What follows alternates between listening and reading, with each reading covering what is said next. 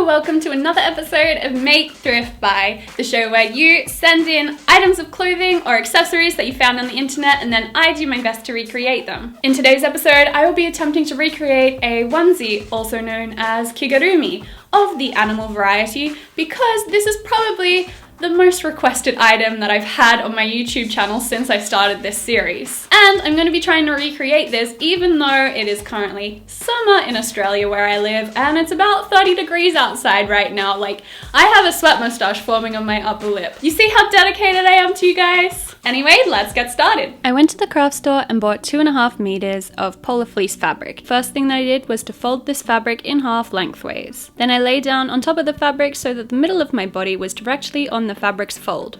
Then, starting at my legs, I began tracing around my body using chalk. I wanted the onesie to have a dropped crotch, so I start about 7 inches below my crotch. Then I traced around my leg with about 4 inches to spare either side.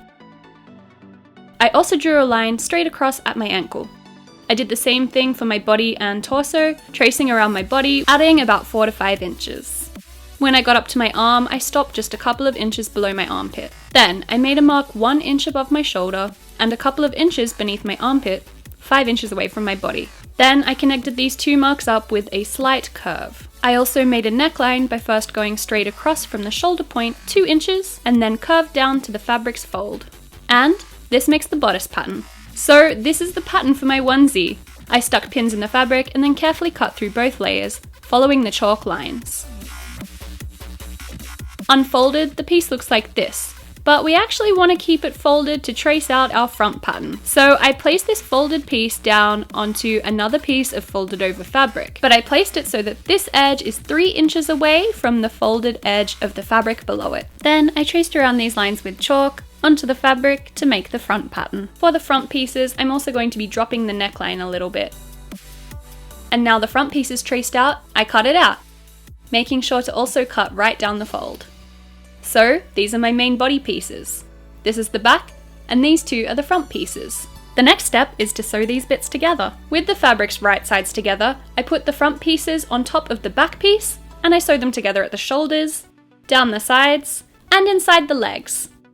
You should also pin the fabrics together before stitching them. I used a zigzag stitch to sew the pieces together. And I'm also using a walking foot attachment because this is a knit fabric, so it helps slightly, but if you only have a regular sewing foot, then that should work perfectly fine for this type of fabric. When you get to sewing the crotch part, make sure that you pin it really well. At this point, you should also pin the button plackets so that they're out of the way by folding them in half up their length. And then only sewing up to this point. Once that was sewn, I sewed down the button plackets like this, with my sewing foot right on the raw edge. At this point, I tried my onesie on, and it's looking pretty good and perfectly oversized so far. The next step is the sleeves. I put a piece of folded over fabric underneath one of the armholes. The fold of the fabric should be at the top, with the fold running straight across from the shoulder like this. Then I lay down on top of the fabric again and placed my arm so that it was about 3 to 4 inches away from the fold at the top. First, I made a straight line up and down at my wrist. Then I traced around the underside of my arm, adding about 4 inches extra underneath. I also copied out the curve of my armhole. That gives me my sleeve pattern, which I pin and cut out. Unfolded, it looks like this. But I actually also want to keep this folded in half. And then I sew down the arm here. I copy out this sleeve exactly to duplicate it so that I have two, and I also sew the other one in the same way. To attach the sleeves, first I turn the sleeve the right way around so that the seam is on the inside, and then I position it so that the armhole curve is at this end. Then I push the sleeve inside the armhole, matching up the underarm seams, and then matching up the raw edges of the fabrics. The curves go in slightly different directions here, so I put in a lot of pins to hold them in place. Then, I sew all the way around the armhole like this. Again, I'm using a zigzag stitch. Inside out, it should look like this once the arms are attached, and like this when it's turned the right way around. The next step is to add cuffs onto the arms and legs. I measure the size of my wrist, and with some ribbed jersey that's been folded over, I draw a rectangle onto it. Unfolded, the rectangle would be the same width as my wrist, and 3 inches long. Then I sew the folded over rectangle together like this. Turn it around so that the seam is on the inside, fold it in half lengthways, then place it over the top of my sleeve, matching up the raw edges. Then I sew it onto the arm like this, using a zigzag stitch. And while I sew, I also stretch the cuff, making sure that it's stretched evenly all the way around. And I've got myself a pretty cuff. I repeat this on the other sleeve and also on both of the legs. The next step is making a hood, and to do this I grab a hooded jacket that I own to copy. Luckily for me, the hood is detachable, but you could easily also copy out a non-detachable hood by folding it in half and tracing around the neckline. Anyway, I place down 2 layers of fabric right sides together and put my hood on top, folded exactly in half. Then I trace around the hood, adding about an extra inch of seam allowance all the way around. I pin the pieces together, cut them out, and then sew down the curved edge like this. Once that's done, I also hem the edges of the hood to make it look neater. To do this, I fold them back about ½ inch, and then sew down here on both sides.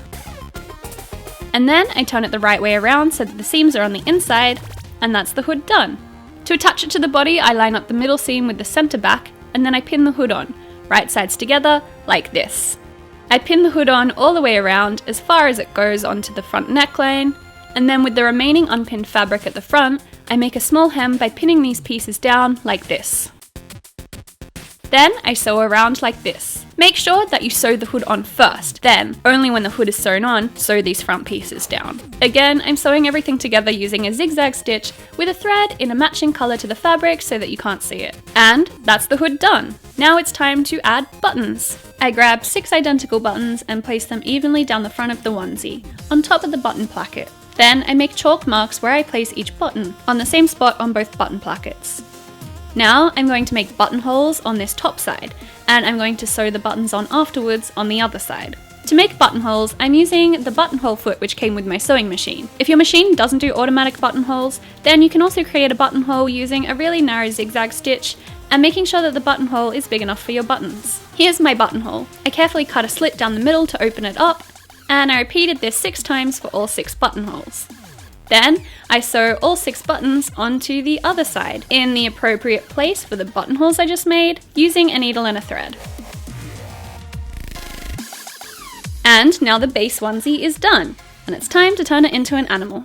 Now I originally had plans to make a pink dragon, but I totally ran out of fabric and I only have small scraps left, so I decided that I would make a pig onesie with the scraps instead. For the pig onesie, I'm going to need to make ears, a nose, eyes, and a little curly tail. For the ears, I layered 2 pieces of fabric together, right sides together, and I traced around my hand to get a sort of ear shape.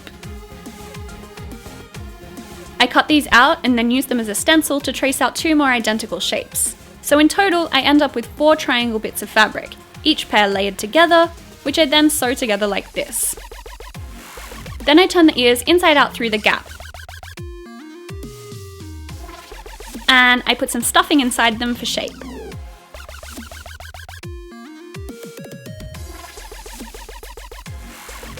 Then, to make the ears more pig-like, I fold a crease up one side of the ear, and, while hand stitching the gap closed, I hold this fold in place and stitch over the top of it.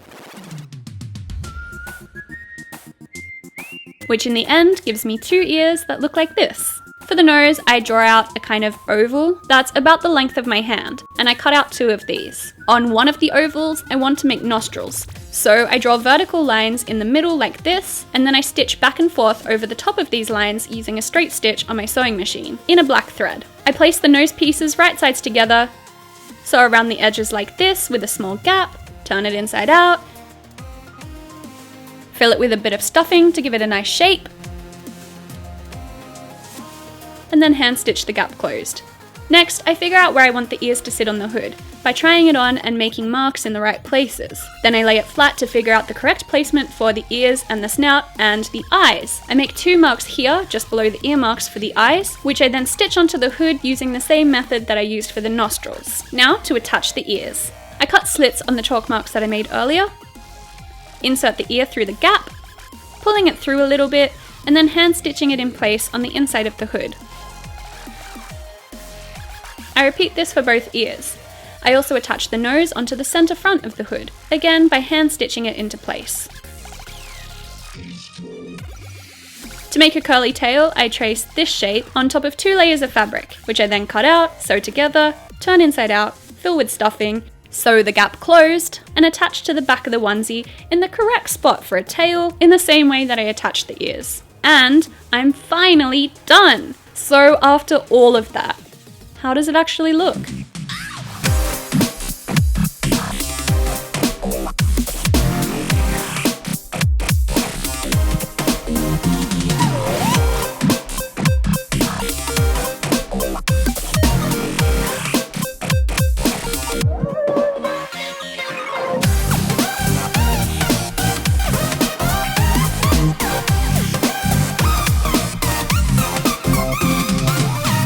So, can you make your own onesie? Yeah, you absolutely can. Just make sure to pick up enough polar fleece material and you're good to go. I would recommend this project for anybody who's comfortable enough with a sewing machine because it's really not that hard to do, just a little bit time consuming. Don't expect to finish it in a day. This actually all up took me about 3 or 4 days to complete with a few hours at a time. So maybe like 8 hours all up. But the results are amazing and it is so comfortable. I can't wait to wear this every single day of winter in 6 months' time. So I also wanted to mention that there is now a Make Thrift Buy community that you can join. What is it? Well, it's kind of like a monthly book club, but for clothes. Each month you get to join in and try and recreate the item of clothing that the community has picked for the month. For example, this was the first challenge, the challenge for October, and I'm sorry for everyone who participated that it's taken so long to upload.